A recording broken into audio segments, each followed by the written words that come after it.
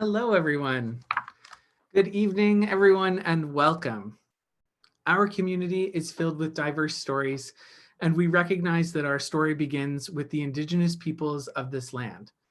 We acknowledge that we are broadcasting this lecture on lands that have been inhabited by Indigenous peoples for a millennia, and we would like to honor the centuries of Indigenous peoples who walked on Turtle Island before us.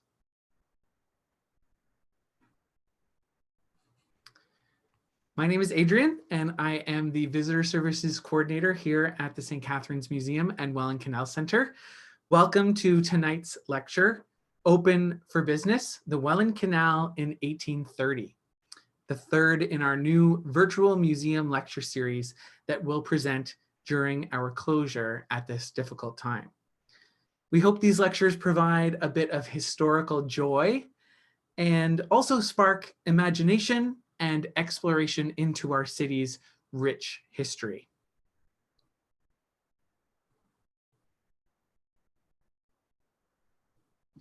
I was just checking if there's sound. I think we're okay. All right. Speaking of lectures, we have some really great talks coming up on May 26th. There we go. On May 26th, our public programmer, Sarah, will be on to talk about the city's rich Black history with her talk, Tracing the Tracks of the Underground Railroad. Kathleen Powell, our curator and supervisor of historical services, will talk about the Rio and the Oldsmobile in a presentation about automobile manufacturing in St. Catharines on June 2nd. On June 9th, I will be back to discuss my ongoing research into the shipyard strike in Niagara in 1861. And I am happy to announce that I will be joined by special guest, Professor Dr. Kimberly Monk, who will be on to talk about her very special archaeology project at Chicluna's shipyard site. More lectures through to the end of June are on their way. We cannot wait to tell you about them. Thank you again to everyone joining us tonight. A note regarding the format and technology of tonight's program. Our presentations are broadcasted on YouTube, as you all know. This makes it a bit easier for everyone to enjoy the presentation without any hassle. However, it does make it a little bit more difficult to participate from the audience. So if you have any questions during the presentation, you can post them in the chat box, which I can see, to the right-hand side of your browser in YouTube. Or if you're using a tablet or smartphone, you might only be able to see and use the comment section below. So you can post your questions in the comments below. There is a 2-minute lag or so. So if it seems like the moment has passed, but you still have a question or comment, that's okay. Post it anyway, and I'll address it at the end of the presentation. Furthermore, you're welcome to send questions or comments to our email, and we'll get back to you. We hope this format works well, and we welcome any feedback you may if you have any difficulty. Thank you once again for joining us tonight. Please enjoy tonight's lecture. I'm so excited to present Open for Business, the Welland Canal in 1830.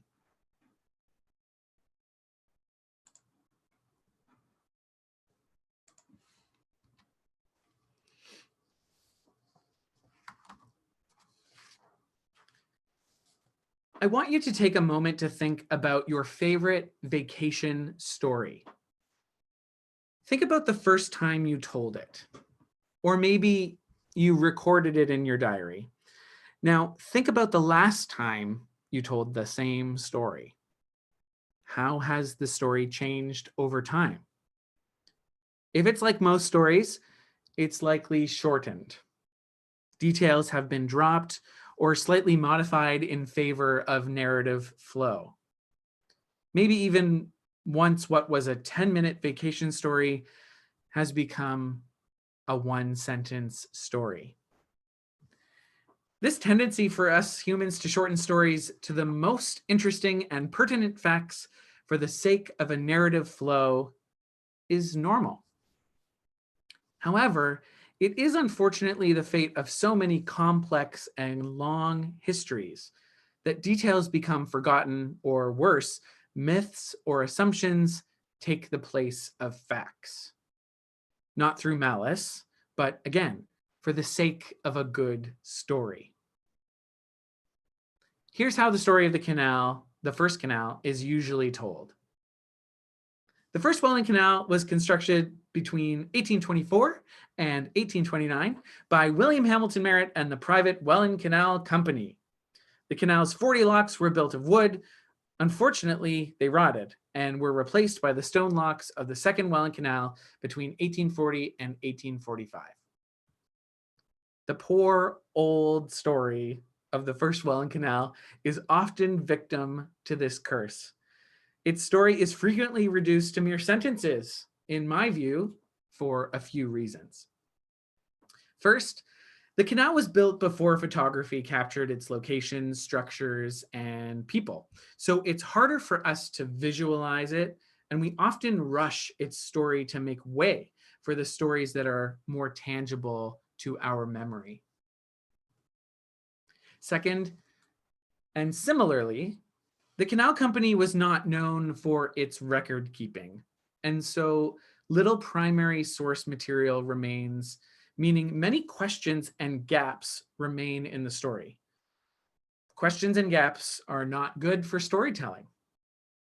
Third, the excitement of the canal's replacements through photography, paperwork, and records, memory, and built heritage help to keep those projects front of mind.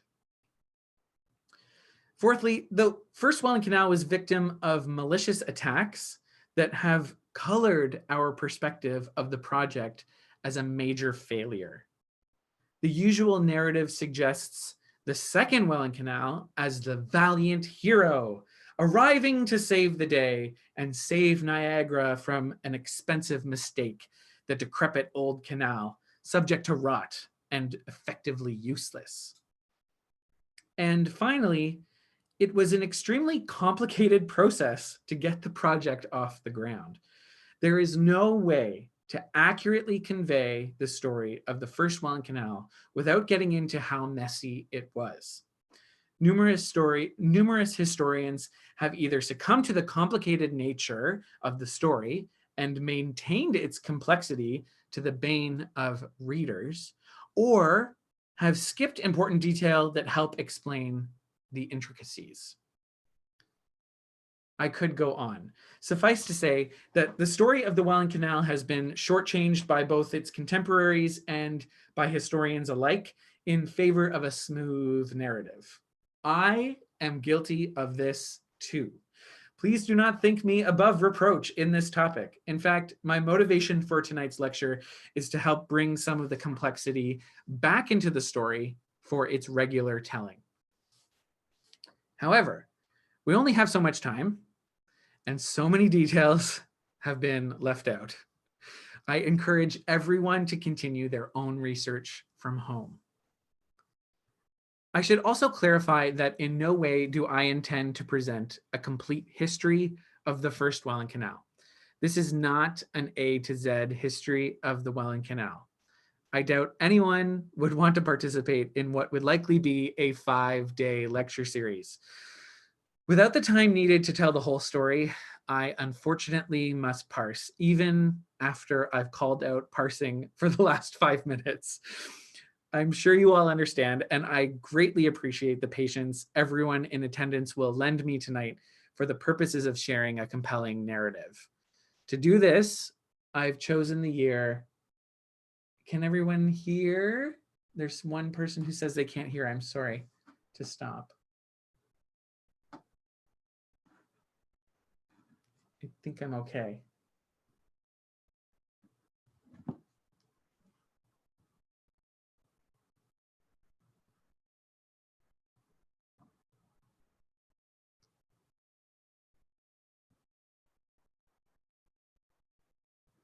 Sounds like I'm okay. I can. Dorothy, if you're having trouble hearing, send us a note or comment and we'll try to help you out. Kathleen is on the email and she'll try to help you out.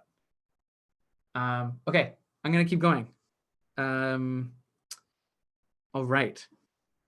So as I was saying, without the time needed to tell the whole story, I unfortunately must parse even after I've called out parsing for the last 5 minutes.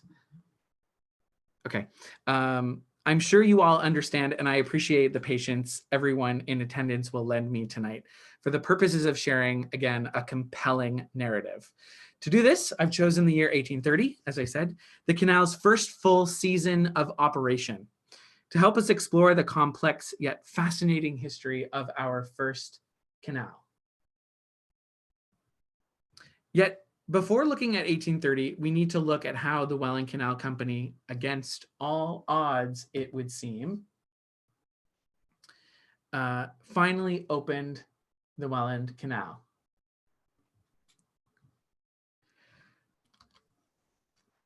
The usual story of the canal involves Merritt emerging from his stint as a prisoner of war in Massachusetts in 1815 after the War of 1812.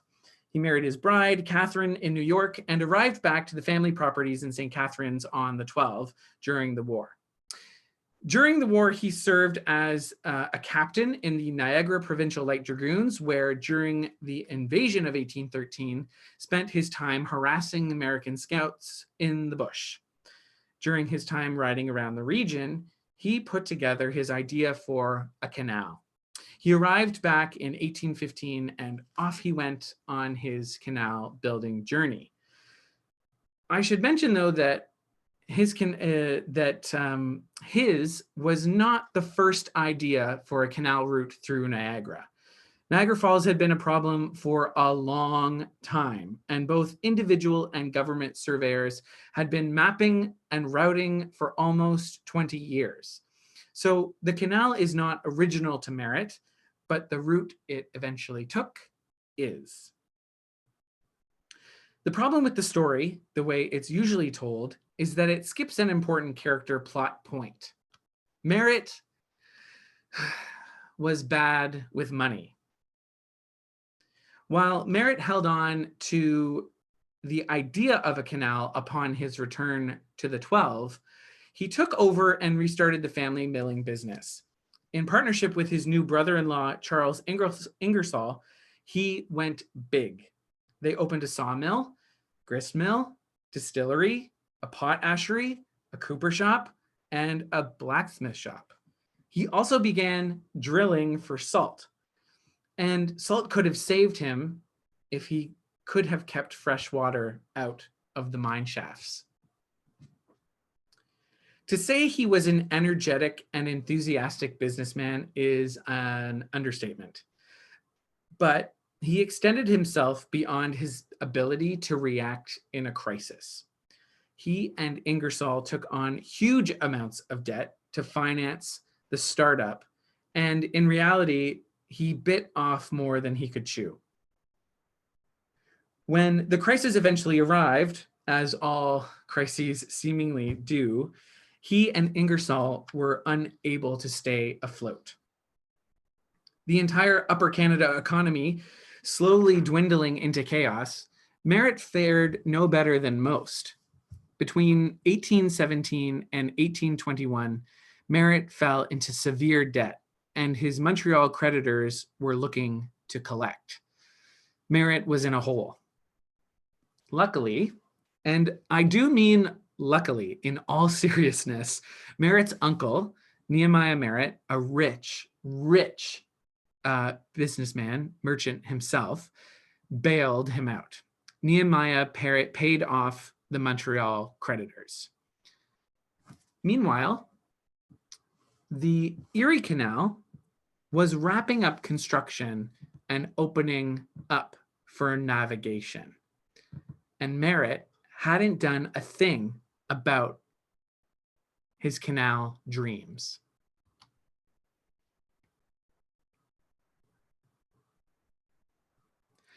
So this is where we find Merritt in 1821, starting over, eager to move on, and hungry to make a name for himself. I should be clear that I didn't share this story to tease or belittle Merritt. Rather, I think it's an important character development that shows two things. The first, you cannot keep this guy down. The second, money was maybe not his strong suit. This is character development that is usually skipped. Merritt has always been presented to me as a wealthy and wise businessman. So hopefully you'll agree with me when later we see that the Welland Canal Company was only ever completed by a combination of Merritt's drive and his dumb luck.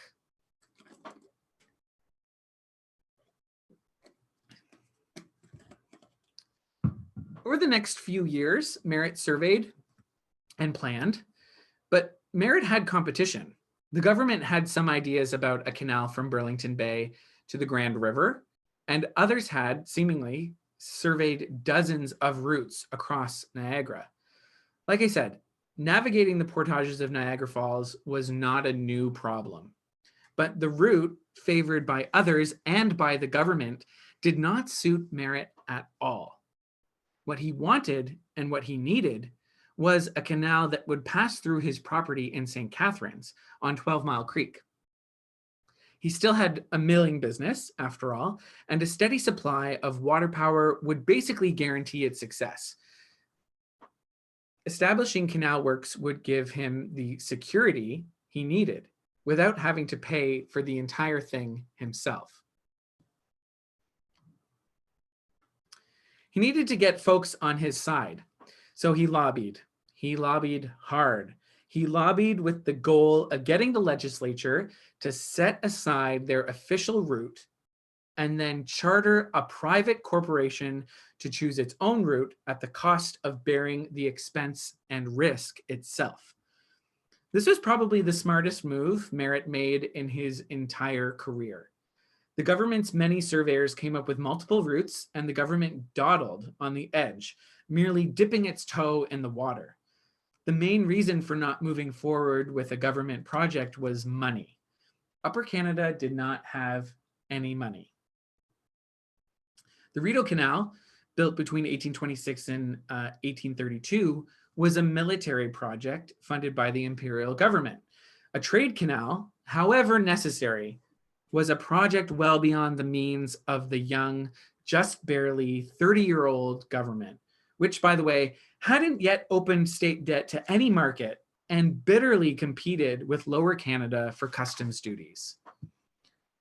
So when Merritt arrived at the office of the Lieutenant Governor with plans for a canal to be built for the government at no public cost, the charter for a private company was granted. I should add here that Merritt's lobbying included befriending the entire family compact and ruling Tory party. I wish I had more time to get into the political atmosphere of Upper Canada at this time, but suffice to say that Merritt picked the ruling Tory party to focus his lobbying efforts on. It was effective for getting the canal project off the ground, but hitching your wagon to one horse can be troublesome in the realm of politics, where power and public opinion can change hands quickly. Merritt made friends in York, Toronto.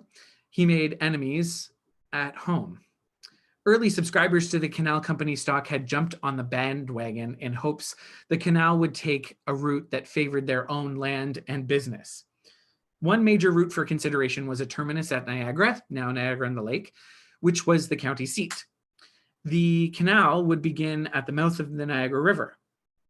When Merritt quashed the hopes and dreams of folks in Niagara, the 171 shares sold there were effectively returned, having basically been sold conditionally on their canal plan.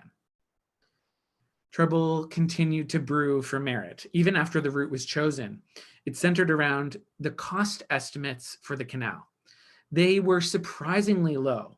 While there weren't any horribly difficult elements of the canal project on the surface, and the project was considerably comparable to the Erie Canal, though much shorter, there wasn't any cause for concern. In fact, the cost estimates are likely what sparked interest from the government and caught the eye of investors. For example, the estimates listed stone locks at a cost of £1,000 per lock and wooden locks at £250 per lock. Wondering why they went with wood when they really maybe should have gone with stone? The choice of wood seemed like the right one, since wood was readily available around Niagara. Wooden locks, if built correctly, had a good track record on other canals, and most surveyors and engineers agreed that it was the sensible option. In the end, it came down to money. I truly believe that Merritt, who we might call a, quote, measure once, cut once kind of businessman, was more interested in getting the project started and sorting out any mess that came along later. He didn't realize the mess these estimates would make, though if they were any higher, the canal wouldn't have been built. His son and biographer, Jedediah, also recorded that his father was fully aware of the rising expenses and that they'd be easier dealt with once construction was pronounced finished. After the Welland Canal Company was established and the board of directors organized, the board charged Merritt with finding the money to pay for the project. The government had restricted the sale of stock to Canadian and British investors, fearing any interference from the United States. Built into the company's charter were ownership and governance provisions that kept potential foreign investment from dominating the board. Despite enthusiasm in Upper Canada, it was a struggle to get the money from Montreal, the biggest trading hub in the Canadas. Merritt wrote, quote, "Everybody wishes the undertaking well, but when it comes to the needful, they keep their hands from paper," end quote. He was likely knocking on the doors of lenders and merchants to which he owed a great deal of money not 3 years earlier. When Merritt finally focused on New York and Albany, he had more luck. That luck came in the form of American businessman John Burrence Yates. Yates held quite a different view from the hesitant merchants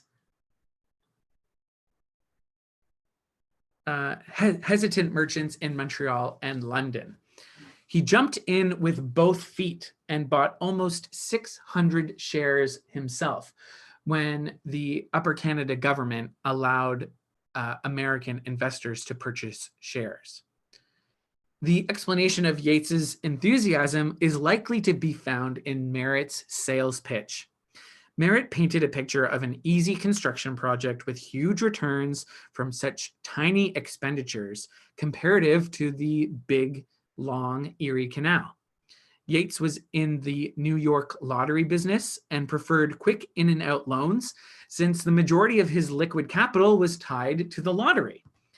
The Welland route via Lake Ontario would likely move stock to New York faster than the Erie Canal. And so Yates saw a small-scale project with little risk and huge reward. Additionally, confidence in government ability to finish projects in time and on budget was low. So the fact that private corporation was taking on the project made it attractive to investors and thus sped the project along. By early 1825, thanks to Yates, Merritt had secured enough funds to start the project in earnest. When you have a grocery list and a budget, and then you walk down the snack aisle and you're surprised at the final tally when you get to the checkout? Well, the Welland Canal Company left their list in the car and went straight to the snack aisle. The New York investors wanted to enlarge the canal from a barge canal to accommodate schooners. The worry was that since barge cargo needed to be moved off or on at either end to larger vessels, the transshipment would ruin its competitive edge. This would certainly make it far more attractive and competitive with the Erie Canal. But the cost estimates and fundraising were drawn for smaller locks.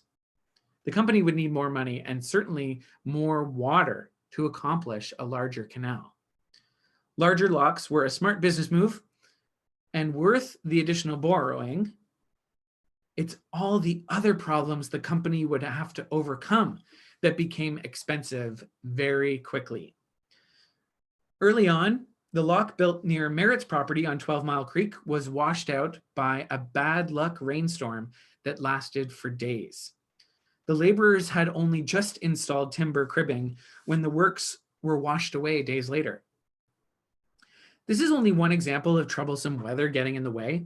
Contractors battled frost and ice in winter, and the freeze and thaw complicated not only their work, but the finished projects, which had to be repaired even before the canal opened. The route south from Thorold was troublesome because of the height of land between Allenburg and Port Robinson. The deep cut, as they call it, was the thorn in the side of the company, its engineers, and Merritt himself. With one disaster after another, it became a money pit. Originally, the engineers had planned to use Chippewa Creek as the primary water source for the canal. Laborers discovered an underwater spring that complicated construction and water levels. In building a canal, you want the right amount of water in the right place. The wrong water in the wrong place was disastrous and expensive. The soil of the deep cut was also tricky, and it kept mudsliding, injuring and killing laborers and delaying the project. The task of getting the deep cut deep enough to match the level of the Chippewa was becoming less and less attainable. They just couldn't get deep enough, and they just couldn't tame the soil and water issues. Instead, they brought water from the Grand River, which with a dam sat higher than the Chippewa. This, of course, was at enormous cost via the long feeder canal.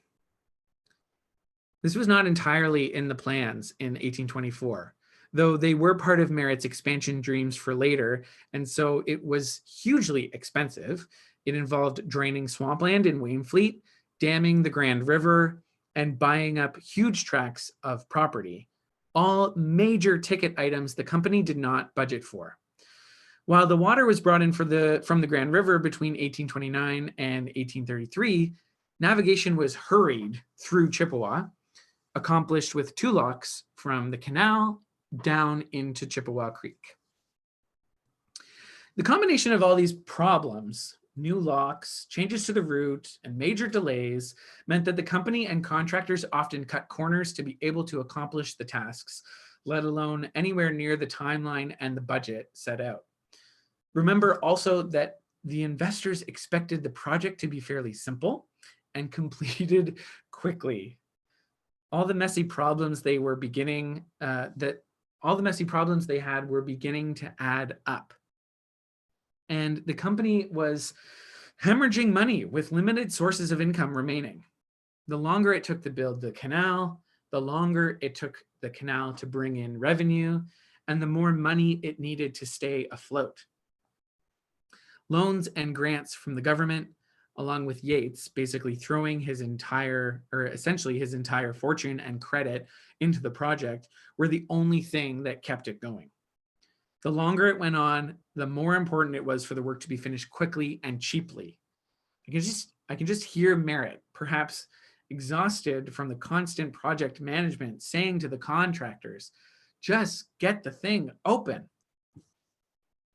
I wish I could spend more time on the financial and construction difficulties of the company, but for the purposes of tonight's lecture, I think I've adequately described the tight spot, both financially and logistically, that the Welland Canal Company found itself when it opened for its first major season in 1830.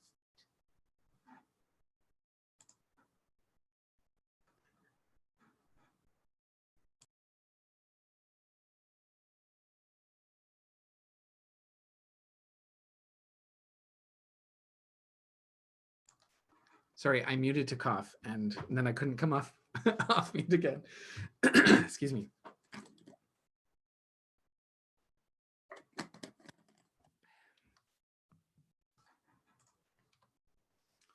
Over the last 5 years, the company had petitioned the government for two things regularly.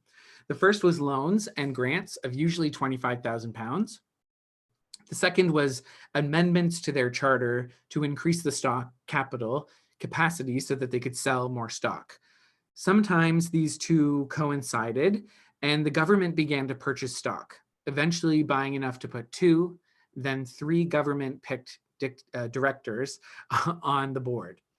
By 1830, they had taken numerous loans from the provincial government and one big £50,000 loan from the imperial government. Despite their heavy borrowing, the company was optimistic that fees and tolls and other revenues on the canal would eventually make up the difference. When the canal opened on November 29th, 1829, they hoped to start seeing some relief. It was a very happy occasion when the schooner Anne and Jane entered Lock 1 and successfully completed passage a few days later. They did it. They built the canal. The celebrations did not last long. While it was a huge success and quite the happy occasion, the canal had been cheaply and hastily constructed. The locks were continually giving trouble, the water supply was inadequate, and the entrance to the Niagara River at Chippewa was dangerous and inconvenient. The fact that the Welland Canal was at all operational and navigable was an engineering feat on its own. Major construction repairs projects remained. They hadn't made it to Lake Erie yet, and all of the shortcuts contractors made meant many, many repairs. The deep cut was unstable, mudsliding even after the canal had opened. Lock walls were buckling in because frost cracking made their cribbing supports unstable. The design of the lock gates meant that both ends of the lock had the same size gates, so that when sluices were open, the water wouldn't pour onto the boats from above. This actually put a lot of pressure on the upper gate sluices, which also, because of cost cutting, probably weren't the best material and design for their purpose. The locks themselves were expected to have a 20-year lifespan, but 3 locks needed major repairs between 1828 and 1830. Weather and soil, water levels, and contractors continued to play an important and detrimental role in the repairs and eventual direct linkage to Lake Erie. Just as Merritt had jockeyed to put the canal through his land, landowners in the south, including some board members, now jockeyed to bring the route through their land.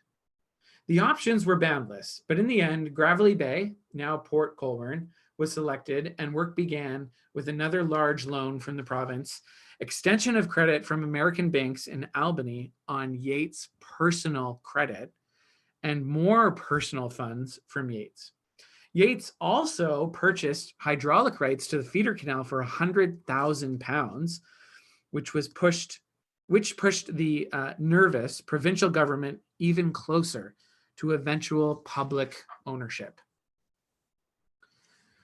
Not helping the situation, the government sent in Robert Randall, MPP, in 1830 to inspect the works before they'd give the company any more money. He found that the Grand River Dam had settled by some 16 inches. The locks were already in disrepair and found that Port Dalhousie was not deep enough nor wide enough at the entrance to Lock 1. His assessment was positive, despite the grocery list of updates needed. In the meantime, the withholding of funds from the government compounded the issues surrounding the quality of work contractors produced. The less money available, the more desperate contractors were, and the more corners cut. Everyone knew the work was far from over, but the more public money poured in, the more public attention set on the company. There's a time and a capacity limit to the public support of any public project. and the countdown was on. While the construction work continued, the job of operating the canal had to be done too. Now, Merritt and the company were dealing with repairs to locks, building the route through to Lake Erie, and operating the existing canal, all while fundraising. It is a flurry of activity that kept Merritt busy and away from home. He rode the line often, working with contractors and engineers one week. Then he was off to York or Albany or New York, discussing financials or selling subscriptions. Then he was back in St. Catharines, hiring more staff to run the canal, all before heading out again to complete another circuit. The work was beginning to pay off, and it became more clear as construction progressed that even in 1830, the government would eventually take ownership of the canal. There was just no way that the company could keep up financially without the market support it needed. Despite their financial tightness, things were looking up, and the canal was ready to open for the season on May 15th, 1830. Somebody do the math. How many years ago is that? I didn't think about it, but that was just this past weekend. The tolls were, I'm going to keep going, but somebody else can do the math. Tolls were set at $2.50 per vessel, smaller than 50 tons, with a towing fee set at $10 from Lake Erie to Lake Ontario. It's worth noting that it was $12.50 towing uphill from Ontario to Erie, fair enough for those poor tow horses. The tolls were much cheaper than competing canals on the Great Lakes, which helped encourage captains to take the new route. Advertisements of this nature appeared in newspapers widely. Captains needed encouragement, of course, because the reputation of the canal hadn't yet established. Think of your favorite highway, 400 series highway. You know where all the potholes are. You know where the difficult mergers are. Now, imagine taking a new highway for the first time. It can induce a little bit of anxiety, so you're likely to hit Google Maps or Street View and check it out. Well, captains carrying precious cargo on a tight timeline themselves were risk averse. But getting ships through the canal was imperative for any sniff of success. Unfortunately, not 2 weeks after opening, a major rainstorm incapacitated the canal, and it was closed for almost all of June. Then, in August and September, it was closed again because they just couldn't get enough water into the system. Like I said before, you need water in the right place at the right time at the right amount. By October, they had finally sorted it out, but then the locks kept causing trouble and they'd have to close again. This did not help its reputation. Shipping wasn't the only industry on the canal from which the company could gather revenue, but for mills to operate, they needed steady, stable, and reliable source of water power. The canal in 1830 was not quite ready for milling, though within 2 years, the company had to actually shut down the canal completely because so much sawdust had been dumped into the canal from the mills, it was causing blockages. Mills from then on had to fill any gaps in their floors so that sawdust did not get into the canal. If the lock tenders of the 1830s could see how the seaway runs the canal today, they'd probably fall into the lock. Computer and hydraulic operated doors, infrastructure, shelter, communication, safety gear. Lock tender houses were only approved by the company in 1831, so lock tenders had to make do for the first season of operation on their own. The work of lock tenders was pretty dangerous on the Welland Canal since locks were in somewhat constant disrepair. Temporary solutions made lock operation risky, and there were no footbridges over the lock gates as there were on other canals like the Rideau.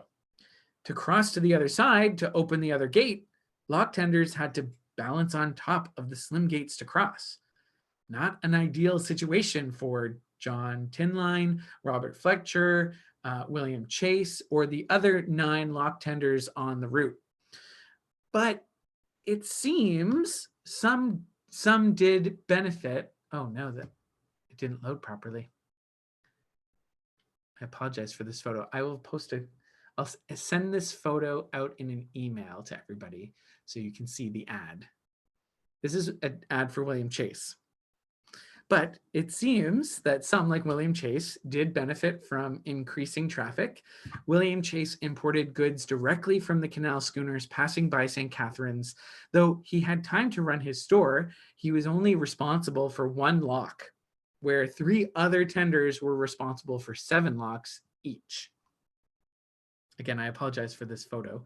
It's an ad for William Chase's store, and I will send it out via email afterwards. Merritt continued on his role as company agent, now selling unused land, encouraging local milling and manufacturing to establish, and other fundraising and building duties that the actual running of the canal operations fell to superintendents. In 1830, company engineer Marshall Lewis and contractor Oliver Phelps were appointed superintendents of the work, both for repair and operation. Later, however, it seemed necessary to appoint additional staff along the route to monitor water levels, to establish and maintain toll roads, and to keep the canal free from timber and rubbish.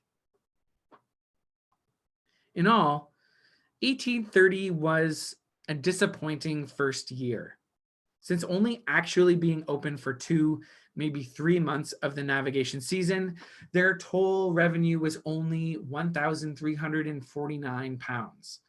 The Erie made over £5,000 in its first year, and it didn't seem to face as many problems either. The Welland didn't catch up to the Erie until the works were completely finished and the government actually took over the company. In 1837, when the works were finally finished, their revenue was only £5,000. In 1839, with government essentially in control of the company, the revenue nearly doubled to nearly £12,000. Doesn't really make the case for the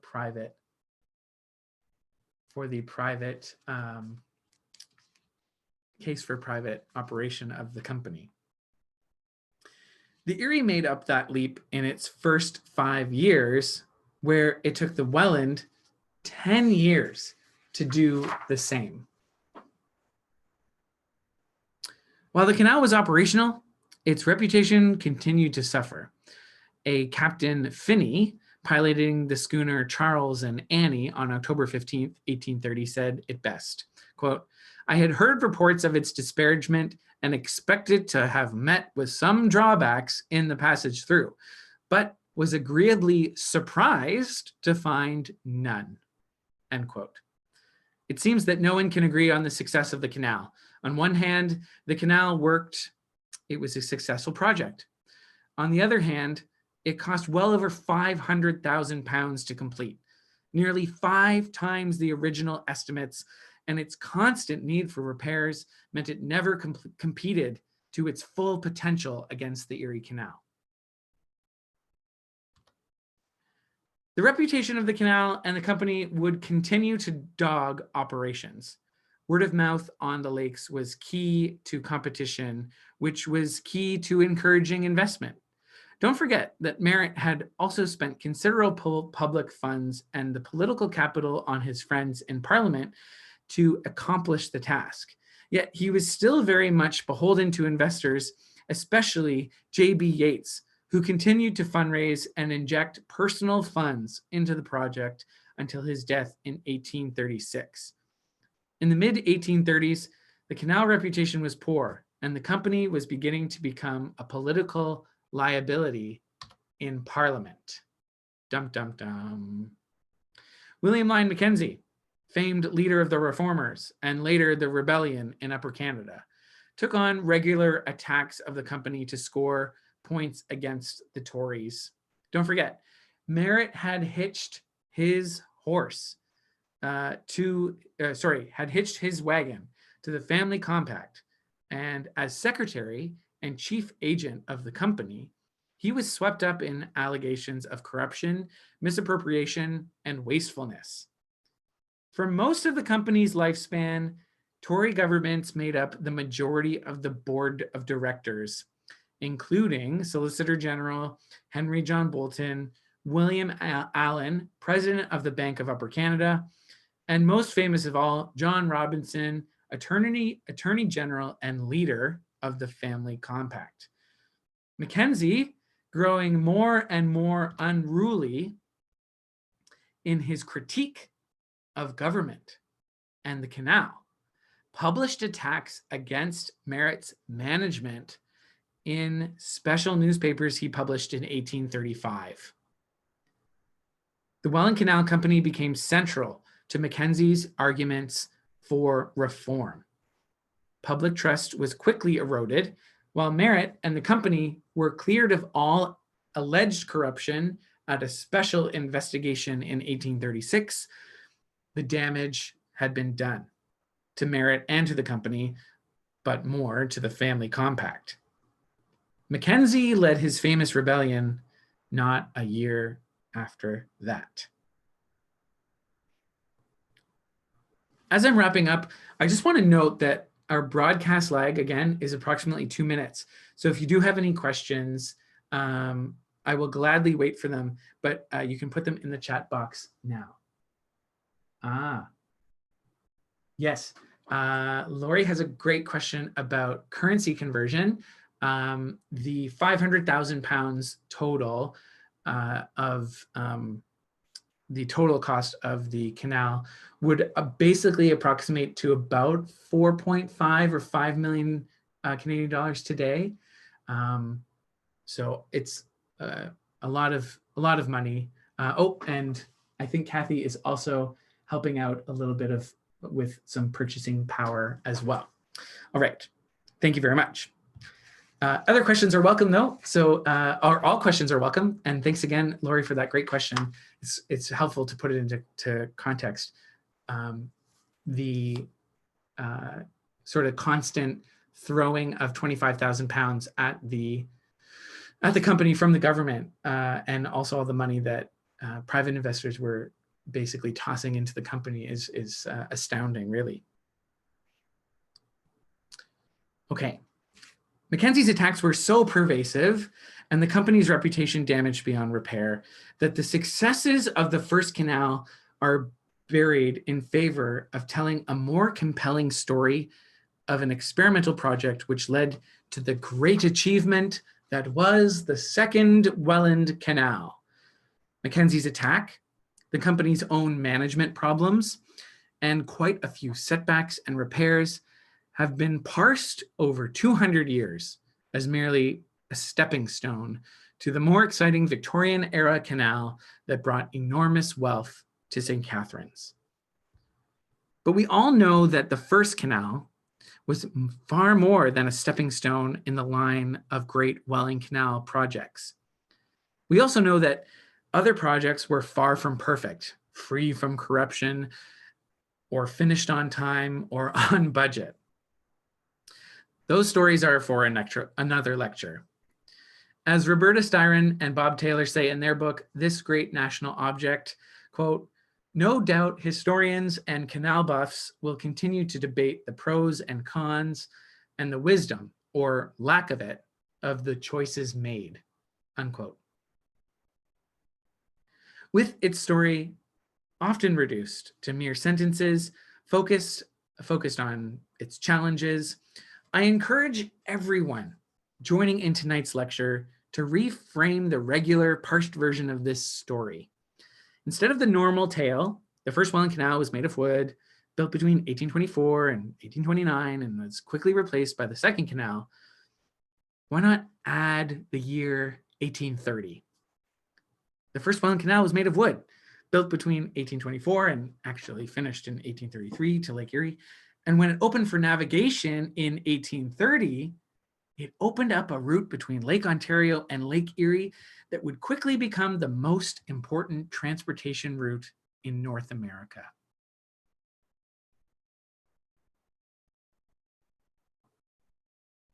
Thank you very much for attending tonight's lecture, everybody. Again, if you have any questions, you can pop them into the chat box and I will pop through them in just a second. While I give you a few minutes to post your questions, I'd just like to remind everyone of next week's lecture, Tracing the Tracks of the Underground Railroad, with our public programmer, Sarah. Again, in June, our curator, Kathleen, will be back to discuss automobile manufacturing in St. Catharines. And we'll have more information on that for June 2nd. And on June 9th, again, we're very excited to welcome special guest, Professor Dr. Kimberly Monk, for a special presentation on Chicxulub shipyards. I'll also be talking about my own research into the shipyard strikes in 1861. We're really looking forward to it.